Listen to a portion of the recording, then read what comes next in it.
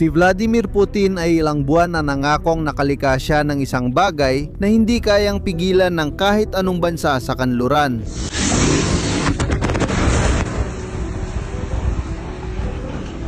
Isang misil na 10 beses mas mabilis sa tunog at kayang tumagos sa anumang depensa.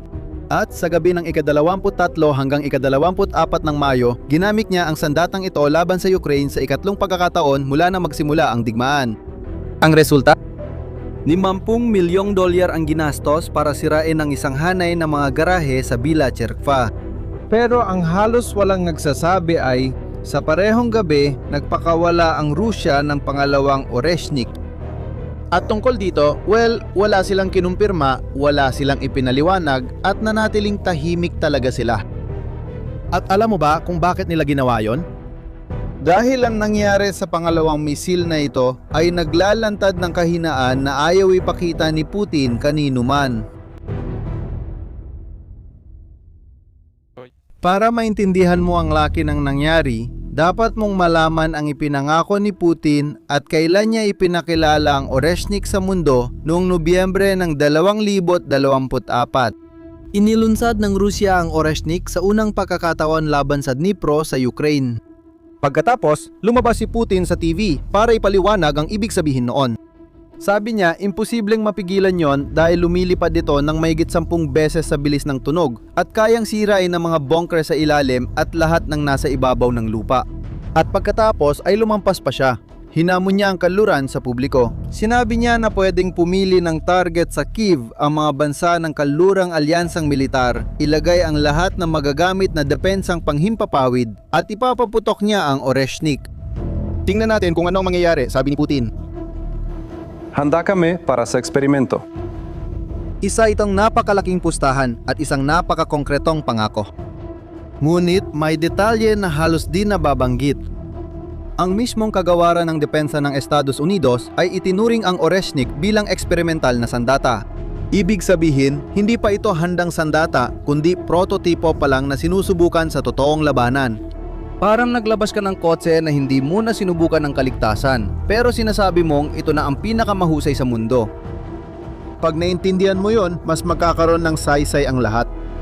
Kasi sa unang dalawang paggamit, inilunsad ang Oreshnik ng walang eksplosibong warhead, walang bomba. Mga metal na block lang na sumisira dahil sa bilis ng impact, hindi sumasabog, kundi dahil lang sa lakas ng banggaan. Sa parehong pagkakataon, kaunting pinsala lang. Walang kahit anong palatandaan ng mga sinasabing mapanirang epekto. Noong gabing yon, nagkakabitak na ang naratibo ng di matatalong sandata. Pero iginiit pa rin ng Rusya. At dumating na ang ikatlong paglulunsad. Madaling araw ng Mayo 24, 2026, nagsagawa ang Rusya ng isa sa pinakamalaking pag-atake ng taon. 600 na drone at 70 misil ang pinakawalan laban sa Kyiv at iba pang mga riyon. At sa gitna ng lahat ng arsenal na ito, naroon ng bituin ng palabas ang Oreshnik na pinakawalan laban sa Bila Cherkva. Isang lungsod na may 200,000 naninirahan, mga 80 kilometro mula sa kabisera ng Ukraine. Dumating ang misil, nagiwa-hiwalay ang mga blok sa ere gaya ng inaasahan at tumama sa isang hanay ng mga garahe. Hindi ito punong himpilan ng militar, pabrika ng armas o planta ng kuryente, mga garahe lang ito. Ang mga bunganga ay 3 metro ang lapad at 2 metro ang lalim. Lumabas ang mga residente ng Bila Cherkva mula sa silungan at nakita ang mga butas na kasya sa isang kwarto. Ito ang resulta ng sandatang sabi ni Putin na magpapabago sa digmaan. Kinuwenta ng mga mananaliksik mula sa Defense Express na ang kabuuang epekto ng Oreshnik ay katumbas sa praktika ng 36 na Shahed drone na may pinalakas na ugiba. Ngayon, isipin mo na ang Shahed ay isang murang Iranian na drone na ginagamit ng Russia ng maramihan. Iyan na ang nagpapakita ng lahat tungkol sa industriyang militar ng Russia. Umasa sila sa teknolohiyang Iranian para sa maruruming gawain habang gumagastos ng napakalaki sa mga prototipong halos hindi gumagana. Halimbawa, ang isang Oreshnik ay nakakahalaga ng $50 milyong. Sa presyong yan, makakabili na sila ng daan-daang drone. Napansin na rin ito ng mga Ruso. Sumabog sa batikos ang mga ultranasyonalistang grupo sa social media. Isa sa kanila ang nagsabi, isa na namang beses, mga warhead na walang laman, puro special effect lang na walang silbi, walang tulay, dam o totoong target na tinamaan. Hindi mga kanluraning analista ang nagsabi nito. Mismong mga sumusuportang Ruso sa digmaan ang nagsabi nito.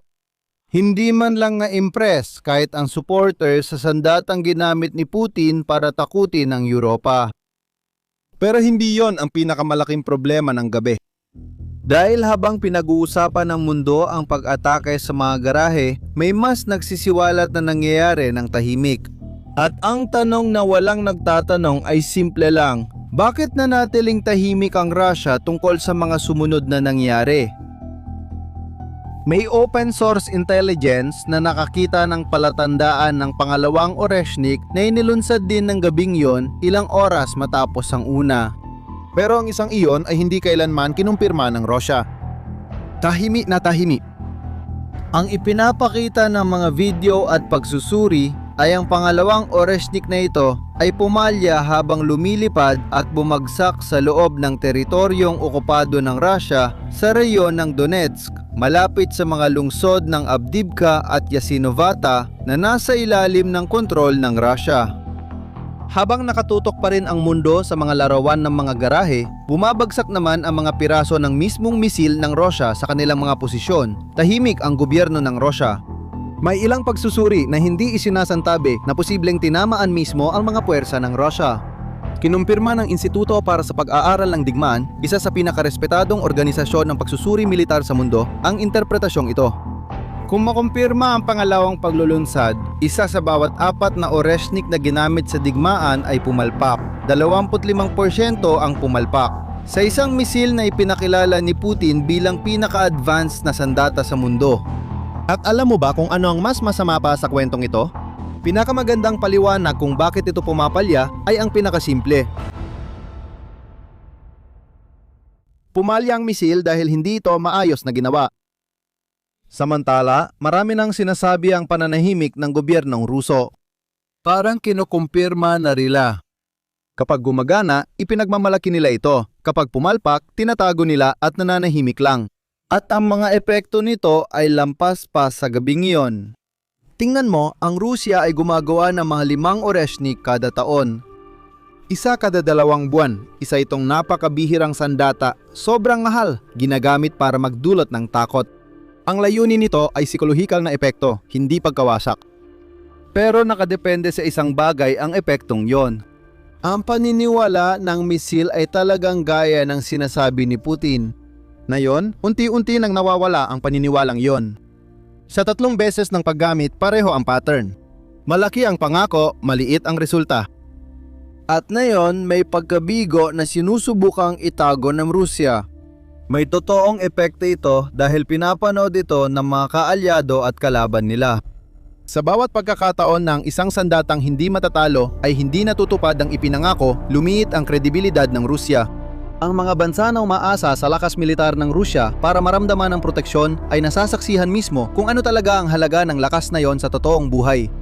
Naalala mo ba yung hamon ni Putin sa kanluran? Pumili kayo ng target sa Kyiv. Tingnan natin kung ano ang mangyayari. Hindi na kailangan sumagot ang kanluran. Si Oreshnik ang sumagot sa sarili niyang paraan. Ngayon, gusto kong malaman ang opinyon mo. Sa tingin mo ba magpapatuloy ang Rusya na gamitin ng Oreshnik bilang kasangkapan ng pananakot kahit na ganito ang mga resulta? Ilagay sa mga komento. Kung nakatulong ang nilalamang ito para maintindihan mo ang nangyayari, ibahagi ito sa kakilala mong sumusubaybay sa digmaan. Kung di ka pa nakasubscribe, na yon ang tamang panahon. Patuloy naming binabantayan ang nangyayari sa Ukraine. Hanggang sa muli.